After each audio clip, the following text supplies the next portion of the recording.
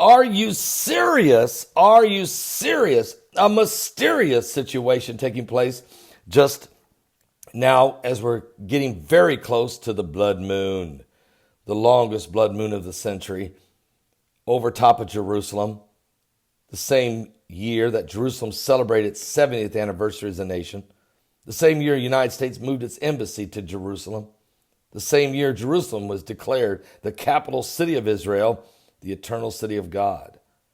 While all these things are happening, earthquakes in Oregon, 3 hours of darkness in Russia, wildfires in Greece. Matter of fact, this is a sad story. In Greece, wildfires unprecedented of biblical proportion. 79 people are dead, folks. The Greek government hasn't given an official number of people missing, but it's a lot.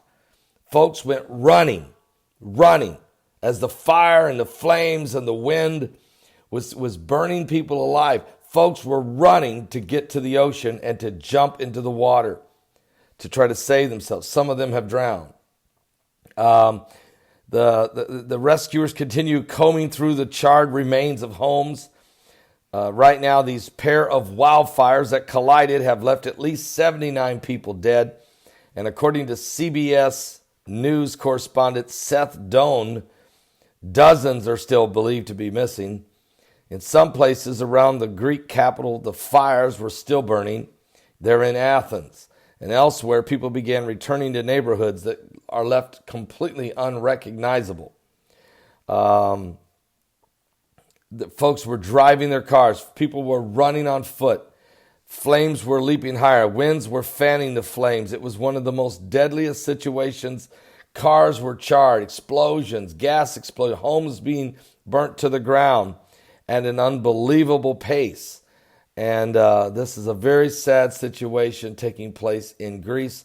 So our prayers are going out to the people of Greece, to people of Athens, as this was a horrific situation developing in Greece. Meanwhile, of course, the volcano in Hawaii erupted again yesterday as a 5.5 earthquake causing another eruption. The lava continues to flow in the epicenter of the apocalypse. And of course, Yellowstone, that large crack in Yellowstone, a bird, very large, unrecognizable because of its color. It was extremely bright. It was like an orange red. It was like a flame. And this bird, it's not a bald eagle, they know that, but it was as big or bigger than a bald eagle, came flying across Yellowstone near where that 100-foot fissure, that big crack is.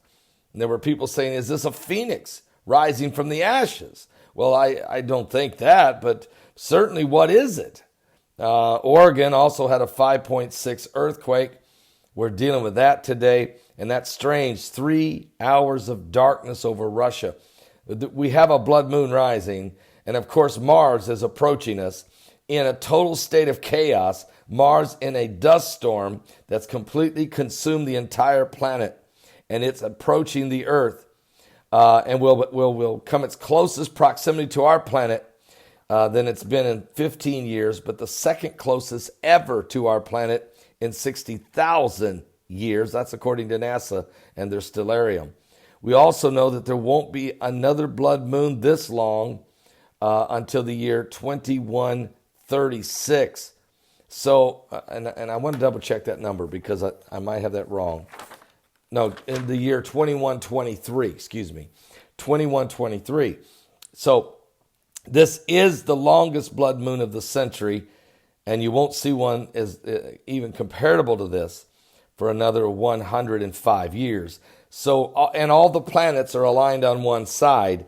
So they expect the gravitational pull to be on the planet on Friday the 27th and into Saturday the 28th, and probably even tomorrow the 26th, to be extreme gravitational pull. And if Planet X is real, and I don't know if it is or not, if Planet X or Nibiru is out there, and it's approaching like David Meade says, then you have the perfect storm. You really do. You have the perfect apocalyptic storm.